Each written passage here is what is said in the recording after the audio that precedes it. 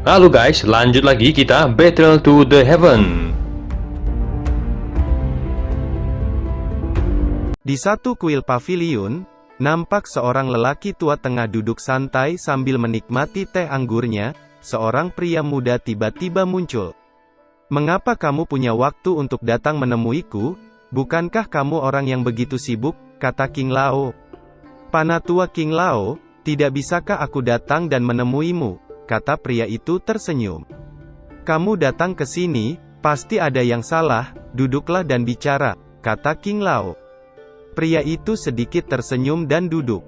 Orang yang bernama Xiaoyan itu telah kembali, kekuatannya telah meningkat lagi. Dia bahkan bertarung dengan Wang Chen, dan mampu menahan serangan Wang Chen dengan mudah, kata Wang Jin. "Oh, Xiaoyan ini sepertinya menyembunyikan kekuatannya dengan dalam," kata King Lao. Sementara itu di dalam kamar nampak Mu Ying dikelilingi oleh api biru.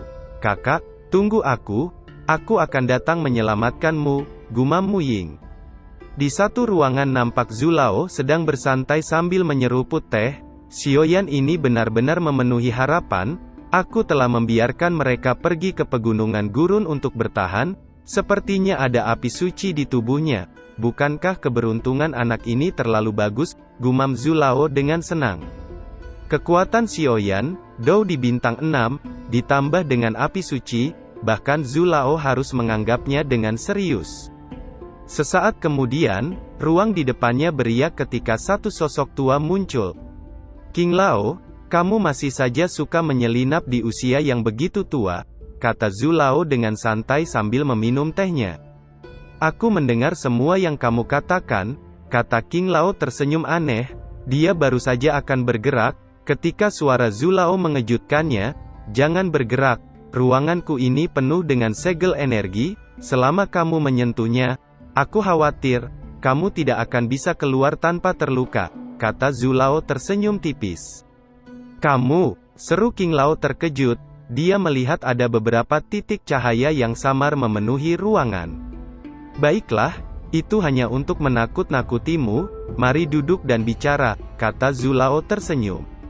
Keesokan paginya nampak Xiaoyan duduk bersila sambil terus memahami api suci di tubuhnya untuk sepenuhnya mengendalikan kekuatannya. Satu suara tiba-tiba terdengar, "Kakak senior Xiaoyan, Panatua Zhu memintamu untuk datang, sepertinya dia memiliki sesuatu untuk ditanyakan padamu." "Panatua Zhu?" gumam Xiaoyan. Setibanya di ruangan, Xiaoyan melihat Zhu Lao sedang duduk dengan santai. "Kamu anak kecil benar-benar beruntung, sepertinya kamu telah menelan api suci kan?" tanya Zhu Lao. "Iya," jawab Xiaoyan mengangguk. "Apakah ada sesuatu yang tidak biasa setelah kamu menelan api suci?" tanya Zhu Lao. "Aku hanya bisa merasakan dociku tumbuh sedikit lebih kuat," kata Xiaoyan. "Kamu tidak perlu mengetahui secara mendalam sekarang, selama kamu berlatih keras dan mencapai Dou di bintang 9, kamu secara alami akan mengetahuinya," kata Zhu Lao tersenyum tipis. "Panatua Zhu, aku ingin bertanya tentang cara kultivasi khusus," kata Xiaoyan dengan ekspresi serius. "Oh, apa itu katakan?" seru Zhu Lao terkejut. "Ini tentang hukum kesengsaraan," kata Xiaoyan. "Apa? Kamu ingin melatih kesengsaraan?" seru Zhu Lao terkejut. "Iya," Xiaoyan sedikit mengangguk. "Yang disebut hukum kesengsaraan adalah kekuatan hidup dan mati yang belum lahir. Hanya setelah kekuatan hidup dan mati lahir, seseorang akan menembus puncak Dou Di dan menjadi Dou Xian," kata Zhu Lao.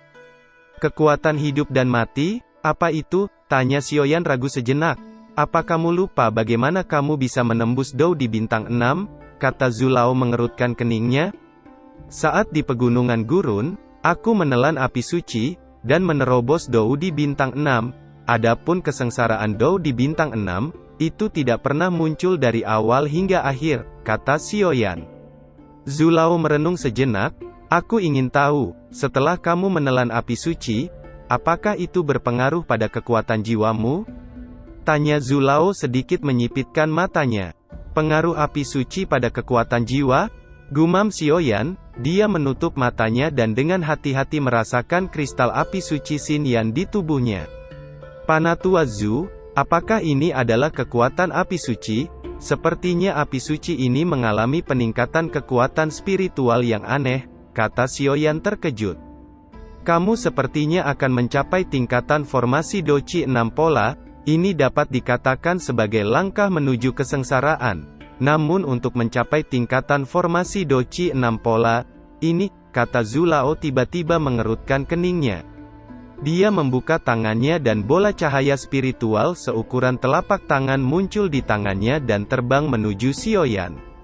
Apa ini? Seru Xiaoyan terkejut, dia bisa merasakan fluktuasi yang kuat dari bola cahaya itu di tangannya, di saat yang sama energi yang hangat dari bola cahaya mulai mengalir masuk ke tubuhnya membuat jiwanya sedikit bergetar.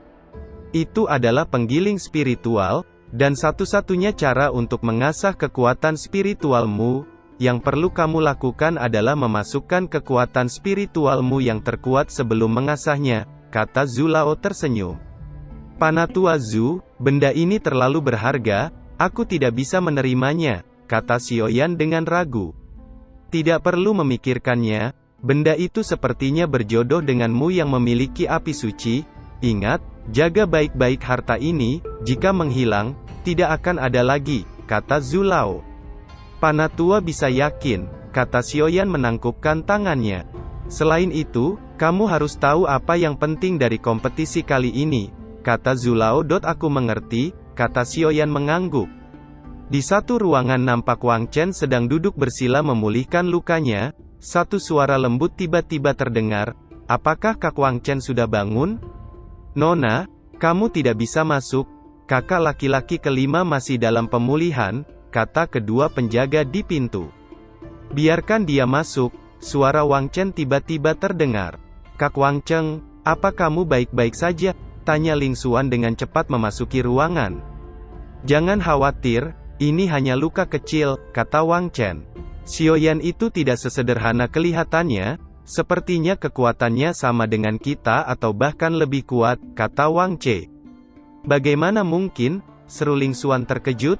Di saat keduanya mengobrol, seorang pria tiba-tiba masuk dan berkata, kakak Hui Wu sedang berlatih di tempat pengasingan, adapun kakak laki-laki ketiga, tampaknya telah gagal dalam memperbaiki pil obat tingkat kaisar kelas 2, itu membuatnya bingung, dia sangat sibuk akhir-akhir ini.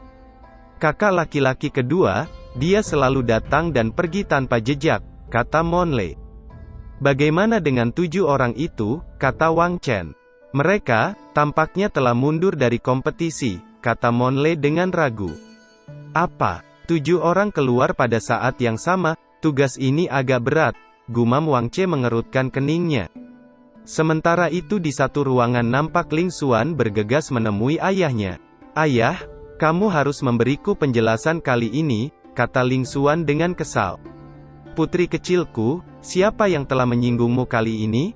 Tanya Fan Botian sambil mengangkat cangkir teh dan meminumnya.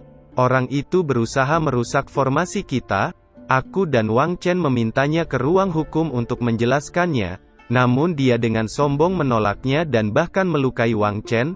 Ayah, bukankah kamu mengatakan kalau orang ini masuk akal, kata Ling Xuan. Oh, ternyata ada yang terluka, bagaimana bisa Wang Chen terluka? Kata Fan Botian dengan mata sedikit menyipit. Aku tidak tahu trik apa yang digunakan orang itu, dia bahkan dengan mudah menahan serangan Wang Che dan melukainya hanya dengan satu gerakan, kata Ling Xuan. Oh, ada orang seperti ini? Siapa namanya? Tanya Fan Botian dengan kejutan melintas di matanya. Namanya Xiaoyan, kata Ling Xuan. Fan Botian baru saja meminum tehnya dan tiba-tiba terbatuk saat mendengar nama itu. Kamu, bagaimana bisa menyinggung orang seperti ini? Dia orang berbakat di pavilion Fan Siang kita, apalagi dia adalah seorang alkemis peringkat 2 kaisar, kata Fan Botian berbicara perlahan. Apa? Seorang alkemis peringkat 2 kaisar? Bagaimana mungkin? Seru Ling Xuan begitu terkejut, kepalanya mendadak menjadi pusing dan tubuhnya seakan mau roboh. Bagaimanapun seorang alkemis di benua Xuanling sangat jarang keberadaannya. Alkemis peringkat 7 biasa, bahkan sudah mampu menarik cukup banyak doudi yang kuat untuk bekerja dengannya, apalagi alkemis di peringkat 2 kaisar? Putri kecilku, jangan katakan apa-apa lagi, kamu bersiaplah untuk kompetisi tim. Ayah punya sesuatu untuk dilakukan, kata Fan Botian. Dia menepuk pundak Ling Xuan dan pergi dari ruangan itu. Di satu ruangan, nampak beberapa sosok berkumpul. Bagaimana situasi di luar? Kata Rosing yang duduk dengan cantik di kursi mewah. Nona, 3 dari 9 segel Xuantian telah dibuka. Dalam beberapa tahun itu akan terbuka sepenuhnya, kata seorang pria paruh baya berjubah hitam membungkuk hormat. Itu bagus, ketika saatnya tiba, klan jiwa akan menguasai Xuantian, kata Rosing dengan senang. Apa yang dikatakan Ji Gui, kata Rosing. Panatua Ji Gui cukup puas dengan apa yang telah Nona lakukan, tapi mereka ingin merencanakan sesuatu ke depan, kata pria itu. Kembalilah dan beritahu mereka itu tidak akan terlalu singkat. Jika rencana itu gagal karena rencana yang belum matang, mereka akan tahu akibatnya. Juga beritahu mereka untuk bersiap-siap, mereka dapat mengambil tindakan setelah kompetisi sekte besar di Xuantian dimulai. Itu akan menjadi kesempatan terbaik kita, kata Rosing. Dimengerti, kata pria itu, kabut hitam melonjak dan sosoknya menghilang. Satu suara dari luar tiba-tiba terdengar, Nona, seseorang meminta untuk bertemu denganmu, kata seorang pelayan. Katakan saya lagi beristirahat, jawab Rosing. Orang ini adalah pangeran kedua Xuanling, kata pelayan itu. Pangeran kedua, gumam Rosing terkejut, biarkan dia masuk, kata Rosing. Nona Rosing sesuai reputasinya, benar-benar indah dan cantik, kata Xuanmu tersenyum. Dou di bintang 7, angin apa yang membawa pangeran ke sini? Tanya Rosing memutar pinggangnya yang ramping. Saya datang hari ini, pertama untuk menyaksikan keindahan Nona Rosing, dan kedua karena sebuah rahasia yang telah lama mengganggu saya, kata Xuanmu. Apa itu? Tanya Rosing sedikit terkejut. Xuanmu tersenyum dan berbicara, aku tidak akan membuang waktu Nona Rosing, karena itu aku akan langsung ke intinya.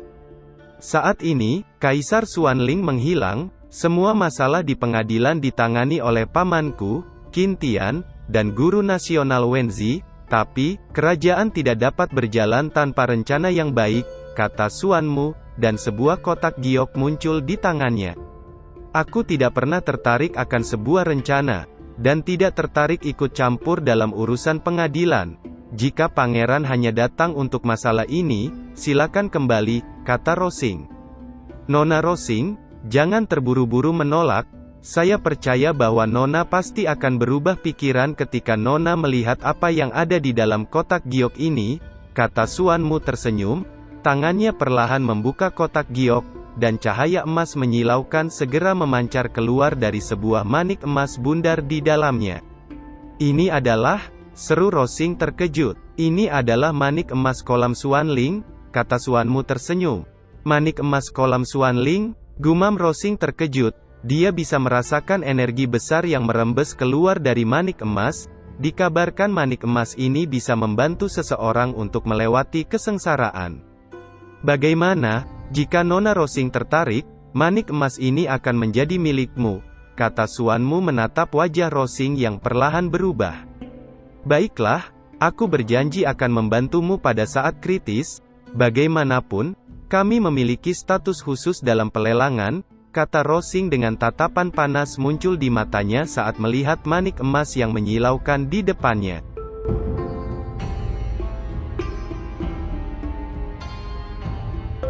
Cerita pun selesai, nantikan spoiler selanjutnya guys.